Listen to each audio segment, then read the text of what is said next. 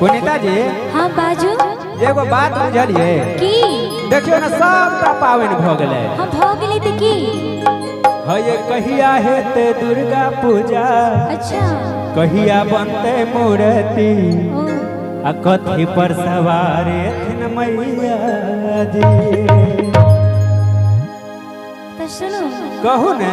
आसिन में हेते दुर्गा पूजा। अच्छा। तखने बनते मूर्ति। सिंह पे सवार हेथिन मैया जी।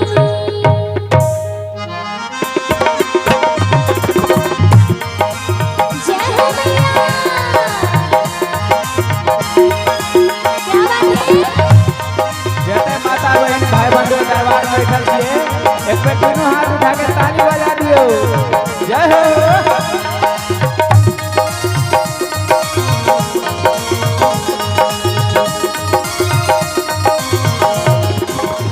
हाय जी कहिया हेते दुर्गा पूजा। कहिया बनते मूर्ति। कथी पर सवार थिन मैया जी। हाय जी कहिया हेते दुर्गा पूजा। कहिया बनते मूर्ति। कथी पर सवार थिन मैया जी। कथी पर सवार थिन मैया जी। कथी पर सवार थिन मैया जी। कहिया हेते दुर्गा पूजा। कहिया बनते मूर्ति। कथी पर सवार थिन मैया जी। हाय जी आसिन में हेते दुर्गा पूजा। तखने बनते मूर्ति। सिंह पे सवार हेथिन मैया जी। सिंह पे सवार हेथिन मैया जी। सिंह पे सवार हेथिन मैया जी। आसिन में हेते दुर्गा पूजा। तखने बनते मूर्ति। सिंह पे सवार हेथिन मैया जी। हाय जी आसिन में हेते दुर्गा पूजा। तखने बनते मूर्ति। सिंह पे सवार हेथिन मैया जी।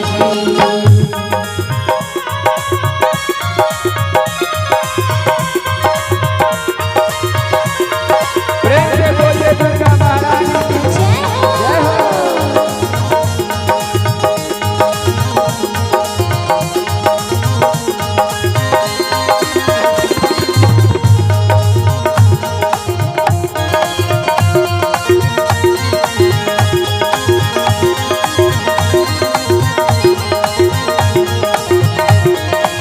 ये की एकटा बात पूछने बिसरे गेलौं। की पूछू?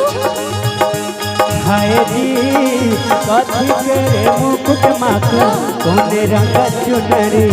कोने रंग भरबन माथे अंजरी।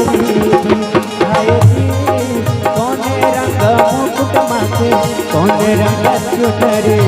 कोने रंग भरबन माथे अंजरी। कोने रंग भरबन माथे अंजरी। कोने रंग भरबन माथे अंजरी। कथी के मुकुट माथे। कोने रंग चुनरी। कोने रंग भरबन माथे अंजरी। कथी के मुकुट माथे। कोने रंग चुनरी। कोने रंग भरबन माथे अंजरी। हाय जी सोने के मुकुट माथे। पीर रंग चुनरी। लाल रंग भरबन माथे अंजरी जी। हाय जी सोने के मुकुट माथे। पीर रंग चुनरी। लाल रंग भरबन माथे अंजरी जी। लाल रंग भरबन माथे अंजरी जी। लाल रंग भरबन माथे अंजरी जी।